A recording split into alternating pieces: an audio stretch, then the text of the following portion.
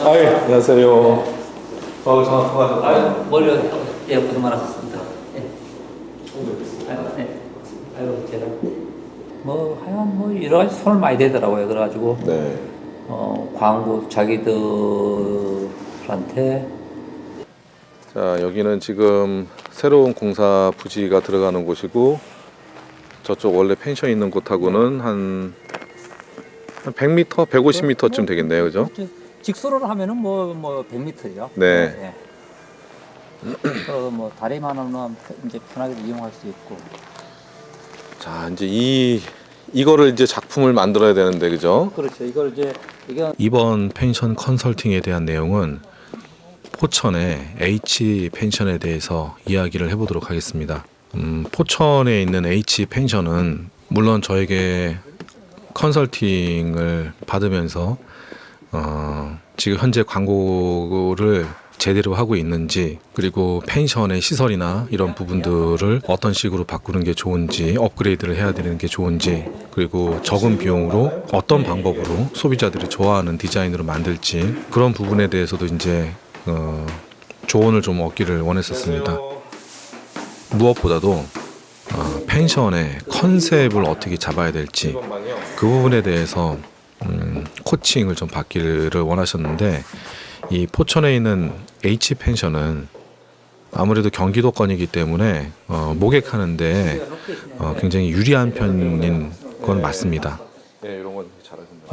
그래서 이분께서는 꽤 괜찮은 퀄리티의 펜션 11개의 객실을 운영하고 있음에도 한 100m쯤 떨어진 공간에 추가 건물을 이제 만들고 있었습니다. 그런데 이 추가 건물을 만들면서도 어떤 식으로 만들어야지 좀 더 효과적으로 매출을 높일지, 아무래도 공사가 마무리가 되기 전에 저한테 이제 조언을 좀 얻기를 원하셔서 이제 제가 이렇게 찾아오게 되었습니다.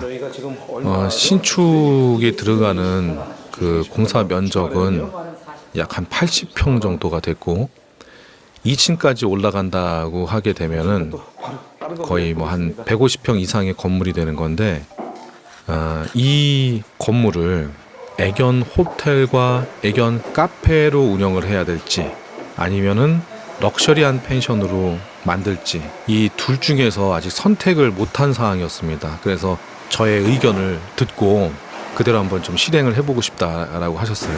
제가 이제 펜션에 대해서 쭉 확인을 해보고 뭐 인터넷도 쭉 확인을 해본 결과, 보통 애견 호텔은 견주가 거주하는 집 근처에 호텔을 사용을 하고 여행지로 떠납니다. 그런데 여행지에 도착해서 애견 호텔에다가 맡기는 경우는 굉장히 드물죠. 제가 이 이야기를 말씀을 드렸더니 이 포천 H펜션의 사장님 역시도 그렇게 생각을 하고 계셨어요. 그래서 지금 사실 운영하고 있는 펜션은 풀빌라로 만들어져 있고 가족들이 많이 오는 펜션인데, 이 펜션에 강아지를 키우는 가족들도 있었다고 합니다. 그걸 어떻게 알았냐면은, 강아지가 있는데 강아지를 데리고 오면 참 좋을 것 같다라고 하는 이야기를 전화 상담을 하면서 굉장히 많이 받았었대요. 그래서 만약에 펜션에 강아지를 데리고 온다 하면은 그 강아지는 건너편에 있는 신축 건물에 애견 호텔에다가 맡겨놓고, 뭐 가족들은 이 풀빌라에서 지내면은 굉장히 좀 편안한 서비스를 제공하는 거 아닌가라는 생각이 들어서 애견 호텔 겸 카페와 아니면 럭셔리 풀빌라로 만들지 이제 고민을 하고 있었답니다. 근데 주변에서 워낙 애견 펜션, 뭐 애견 호텔 뭐 이런 곳들이 많이 생겨나다 보니까 점점점 사실 애견 쪽으로 이제 좀 치우쳤었는데, 제가 이제 조사한 내용이나 경험만 바로 통해서 저는 럭셔리 풀빌라를 만드는 거를 권해드렸습니다. 자, 어떤 내용이냐면, 애견 호텔로 만들었을 때 분명히 이득이 되는 부분도 있지만 잃는 부분도 굉장히 많을 거라고 생각이 들었어요. 뭐냐면은 가족 여행자들이 왔을 때 애견들 때문에 생길 수 있는 문제, 뭐 소음 문제라든지 안전사고 뭐 이런 여러 가지 문제점도 있고, 지금까지는 아주 아늑하고 독립적인 키즈 풀빌라로 이미지가 잘 만들어져 가고 있는데, 애견 호텔의 이미지가 섞여버리게 되면은 펜션에서 이 펜션의 메리트가 떨어지는 이미지가 될 수도 있습니다. 그런데 반대로 해당 펜션의 최고급 펜션이 만들어진다면, 그러니까 150평을 한 팀에게만 제공하는 아주 최고급 풀빌라가 만들어진다면은 광고하기도 굉장히 좋고 지금 운영하고 있는 이 펜션의 이미지도 더욱 업그레이드를 할 수가 있습니다. 예를 들어서 광고를 할 때 경기도 포천의 어떤 펜션은 1박에 100만 원이 넘어가는 럭셔리한 펜션 객실도 있다. 이것 자체만으로도 광고 효과를 굉장히 톡톡히 얻을 수가 있습니다.